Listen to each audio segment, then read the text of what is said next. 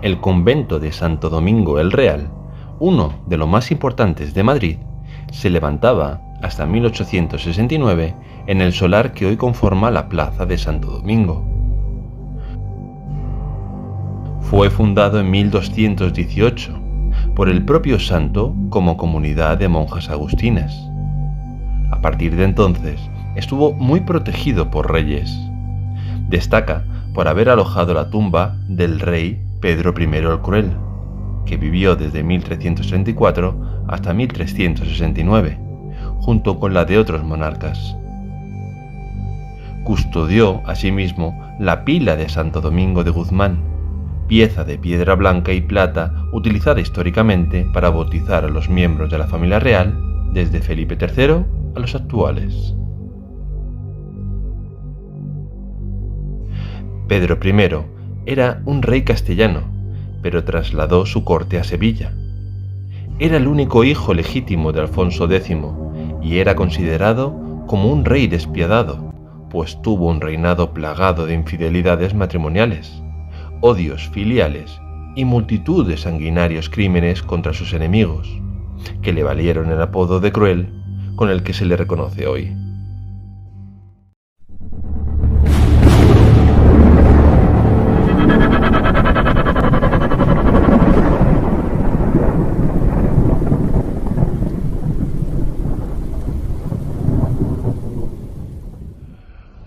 El rey dio muerte con sus propias manos a un sacerdote junto a la tapia del convento en Madrid, tras recriminarle al monarca su vida disoluta. La leyenda cuenta que cada vez que el rey pasaba junto a la tapia del convento madrileño, una sombra se le aparecía en el lugar del crimen y le anunciaba con voz cavernosa: «Seréis piedra en Madrid». Un día, el rey se encaró con la sombra y le preguntó quién era y qué quería de él. El fantasma tomó la figura del cura asesinado y entre susurros le dijo que, debido a sus numerosos crímenes, su destino final era acabar siendo piedra en Madrid. Piedra en Madrid. Casualidad o no, se cumplió la profecía del espectro. Pedro I murió acuchillado en el castillo de Montiel un 23 de marzo de 1369, a manos de su propio hermano Enrique de Trastámara o Enrique II, aunque en verdad era su hermano bastardo, porque había nacido fuera del matrimonio de Alfonso X, su padre. Las crónicas castellanas hablan de que el fratricidio fue con alevosía, a traición, confiando en la justicia de su hermanastro. Pedro I murió a manos de su hermano y sus vasallos, en una tienda de campaña, en el campo de Montiel. Relata Manuel García, catedrático de Historia Medieval de la Universidad de Sevilla. El cadáver del rey, según las crónicas aragonesas, fue decapitado, paseado en una lanza su cabeza por el castillo de Montiel, y su cuerpo fue puesto entre dos tablas sobre las almedas del castillo de Montiel, hasta finalmente ser recogido por sus partidarios, por lo que fue enterrado en la iglesia de Santiago de la Puebla de Alcocer. Continúa explicando uno de los mayores conocedores de esta figura histórica. La muerte de Pedro fue solo el último o antepenúltimo episodio de una vida en el trono marcada por las traiciones, los hijos fuera del matrimonio y las luchas intestinas. De su glorioso reinado, en la capital hispalense da fe el Palacio Mudéjar de los Reales Alcázares de Sevilla, que él mismo ordenó construir. Aunque este conjunto monumental también fue testigo de uno de los mayores capítulos y oscuros de su vida, cuando mató al infante Don Fabrique. De hecho, es habitual escuchar a los guías que acompañan a los turistas en el Alcázar contar la historia de la mancha de sangre de su hermanastro, que todavía impregna el mármol de la sala de los azulejos. El monarca fue enterrado en el convento de Santo Domingo, según el deseo de su nieta doña Constanza.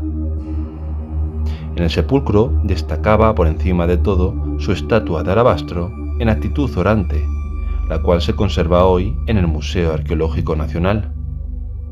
Allí estuvieron hasta finales del siglo XIX, hasta la revuelta de la Gloriosa en 1868, en que los restos de Pedro I, por iniciativa del Ayuntamiento de Sevilla, fundamentalmente llevado a cabo por su cronista don Joaquín Guichot, volvieron a la ciudad donde él quiso enterrarse.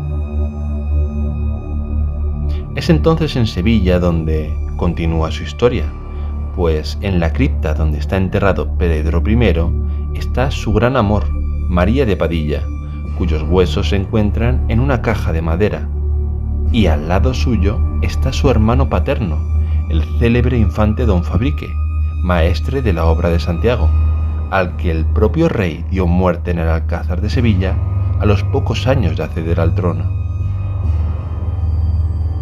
Parece mentira que la muerte ha unido a dos hermanos paternos que en la vida fueron contrincantes políticos. Pero para vuestra sorpresa, la muerte también lo unió con un fantasma.